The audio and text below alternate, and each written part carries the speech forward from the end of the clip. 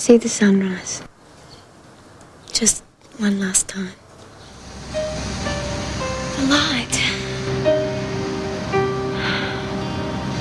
It's so beautiful.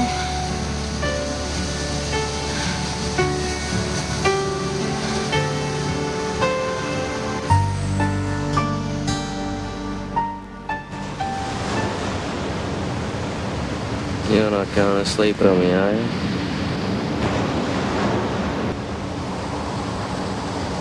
Meg?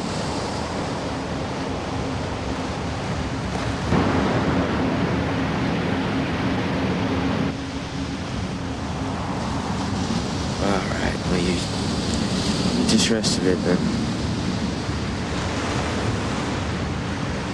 I love you.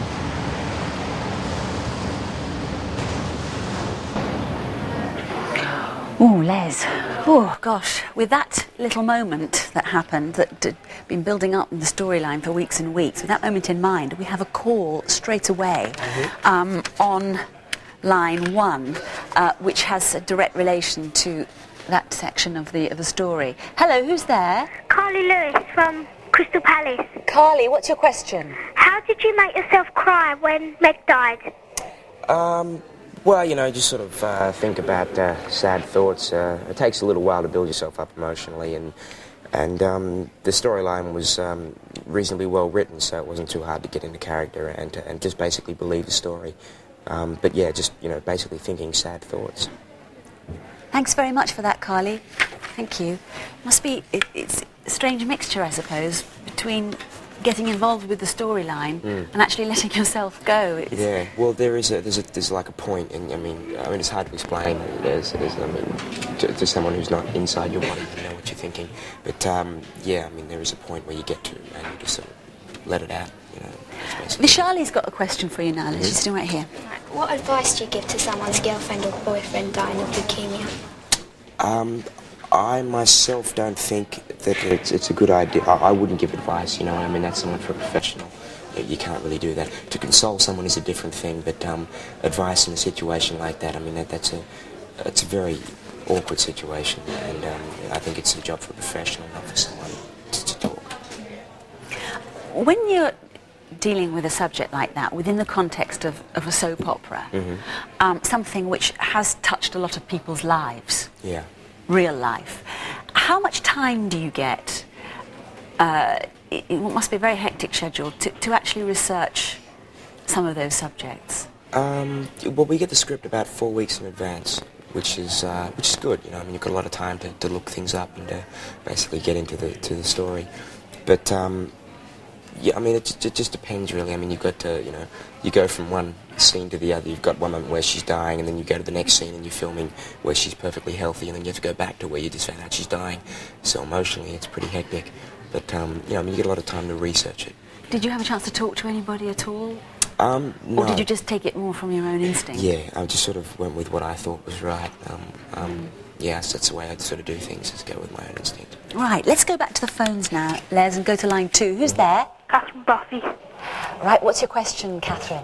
Are you going to star in Baywatch, and if so, is it a guest appearance or a permanent role?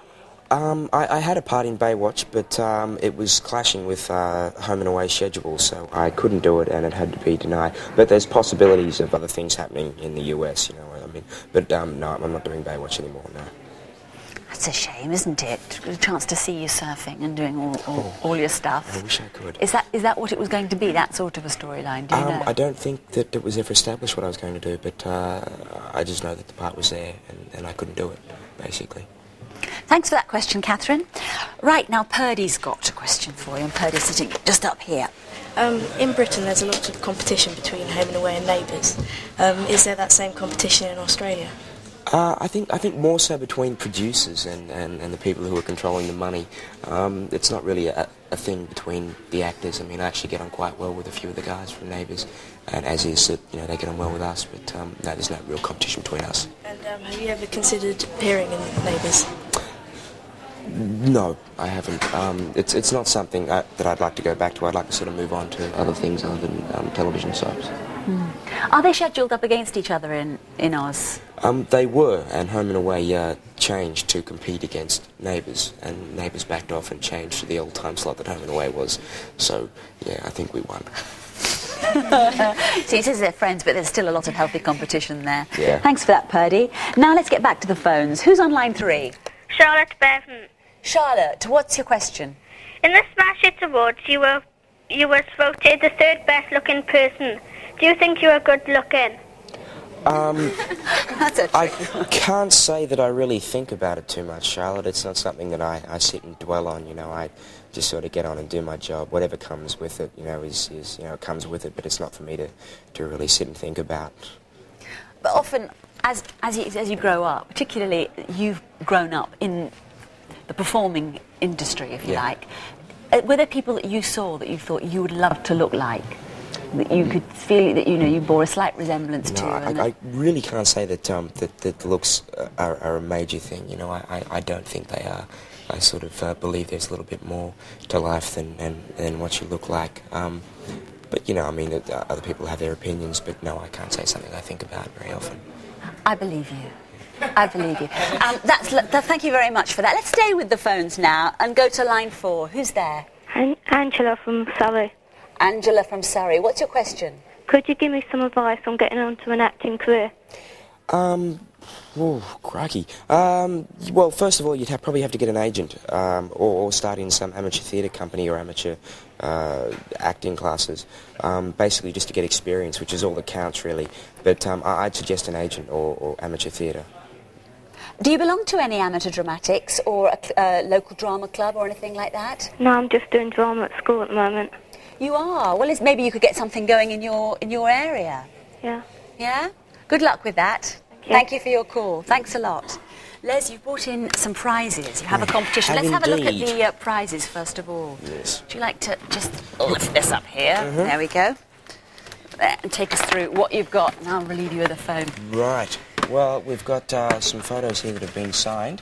A Pepsi tracksuit, I do believe it is, and a sign. That's all been signed. That's great. Pepsi.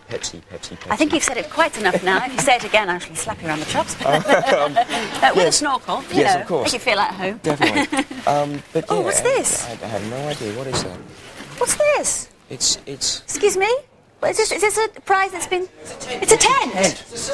It's a surfer's tent. It's a tent. Oh, maybe you'd like to sign that as well. Sure, why Can not? you do that? I'll A sign surfer's anything. Give me a tent, pen. a tracksuit, some signed pictures. Thank you very much. What's the question? The question is, who are my foster parents in Home and Away? Da-na-na-na. The names of your foster parents. Yes, the in Home and names of Away. my foster parents. Right. Thanks ever so much for coming in. Pleasure was mine. Great to see you. And Happy New Year, everybody's saying. Yes. At the corner of Happy my New ear, I Year. can hear over here. People are Happy passing on. Big New fans over here. Yeah. Best of luck with the rest of the panto. Thank you very much. And good luck when you go over to the States. Thank you. And whatever we see you in, Baywatch, whatever, we look forward to it. Thank you Okay. very much. Get Thank your you. answers on a postcard, please, to Going Live. P.O. Box 8181.